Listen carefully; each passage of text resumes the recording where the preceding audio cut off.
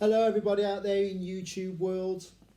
Right, today, July the 20th, 2020 is a very special day for me and for all the other fans of the greatest martial artist that ever lived, Bruce Lee. It's the anniversary of his death, 47 years to the date.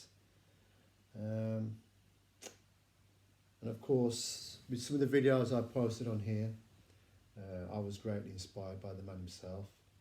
In 1975, when I was 9 years of age, saw a clip of his movie on Tiswas, from Enter the Dragon, the catacomb scene, that's all I could show, because back then it was classed as an R-rated movie, because of the violence in there and bit of nudity and stuff like that was in the movie.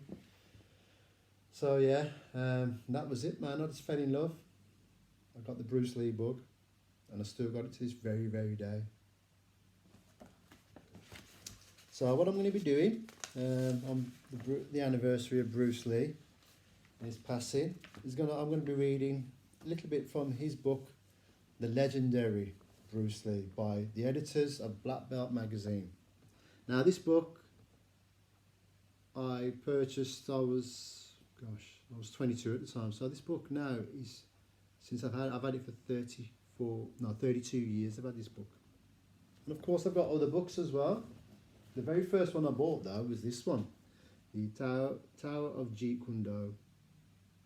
Okay, and when I bought it, it cost me £14.99. I see, I still got the price sticker on the back. Yeah, this one I've had for 33 years. And then the same time I bought the Legendary Bruce Lee book, I bought his fighting method books, Basic Training, Self-Defense in Techniques, Skill in Techniques, and Advanced Techniques. So yeah, these are the books that I've got of the greatest martial artists that ever lived. But yes, and how am I feeling myself? Because at the moment now, I'm on respite leave from work because of my knee injury, which I got from last year when I slipped. Damaged my cartilage, so that's got to be operated on when the day comes through.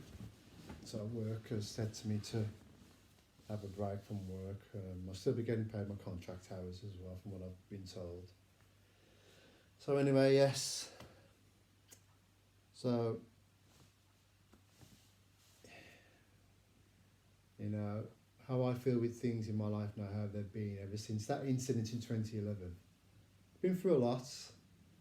I'm also now in the UK Martial Arts Hall of Fame as a result of me getting through all that, with 10 awards to my name.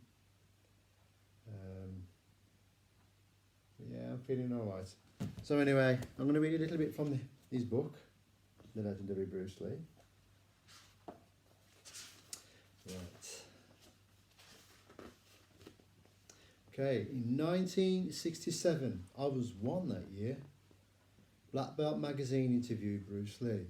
By that time, he had already converted his fighting style from Wing Chun to Jeet Kune Do, literally the way of the intercepting fist.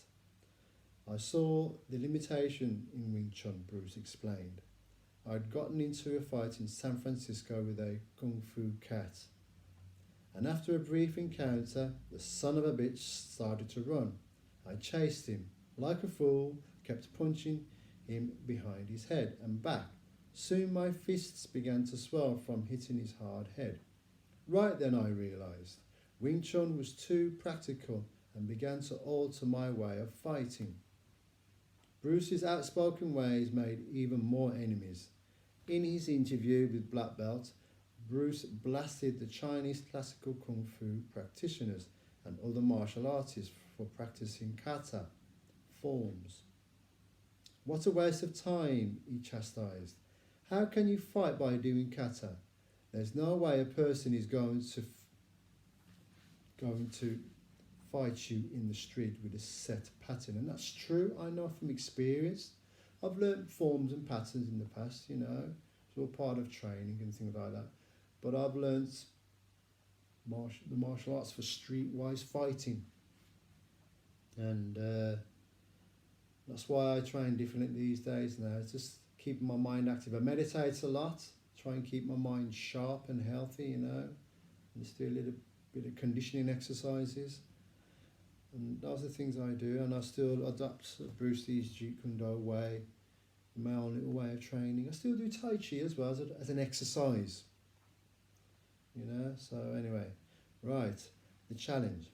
The challenges began to roll in. One Kung Fu instructor scrupulously attacked Bruce by saying that the young man didn't know enough to make such criticisms. A few days later, Bruce decided to meet the instructor and challenged him to a sparring match. When the instructor retorted that he didn't spar and would only use his art in a life and death situation, Bruce unhesitantly responded, "Okay, let's go somewhere right now and have it out." Bruce was not the type to be bluffed. He would spar or fight anyone, even an opponent twice his size. Although Bruce was reared in Hong Kong, he was born in San Francisco on November the 27th, 1940. At the time, his dad, Hoi Chun Lee, a Chinese opera singer, was travelling on the East Coast, while his mother, Grace, remained on the West Coast with friends to await the arrival of their fourth baby, Bruce. The child was named Jun Fan, which means ever or always San Francisco, by his parents, but his anglicised name, Bruce, was given to him by the doctor who delivered him.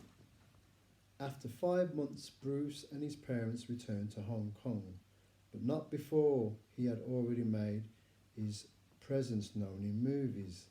He was a baby stand-in in Golden Gate Girl, an American production. When his family reached Hong Kong, the hot and humid weather affected Bruce. He soon became very sick and weak, and his mother had to constantly look after him.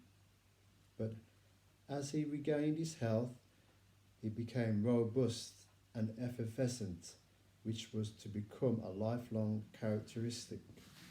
When he was among friends or associates, Bruce dominated the spotlight, continuously gesticulating and hopping among the group.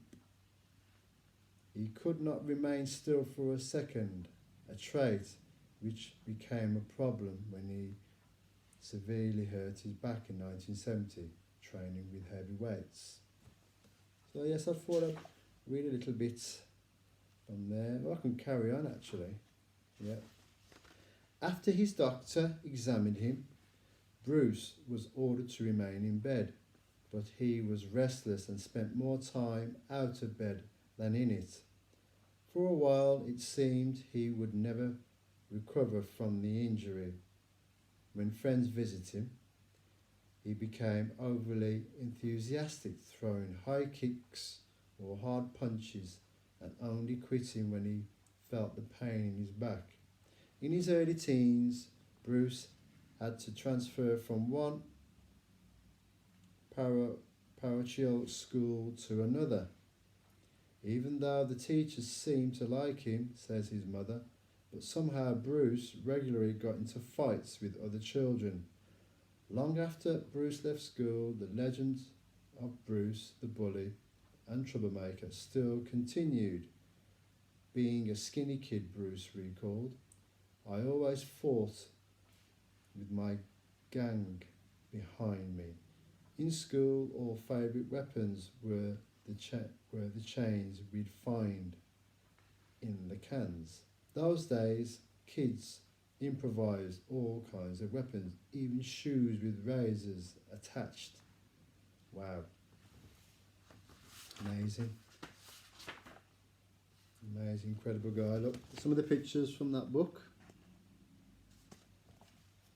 Unbelievable it was. There's some more as well from what I've just read.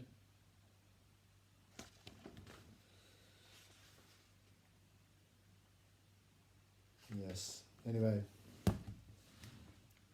what am I going to be doing for the rest of the day? I'm going to be doing what I want, you know. But again, you amazing lots. Thanks again for your love and support.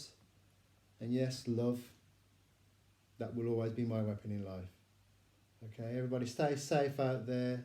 Okay, and just keep spreading that love around the world because we all need it. We all need it.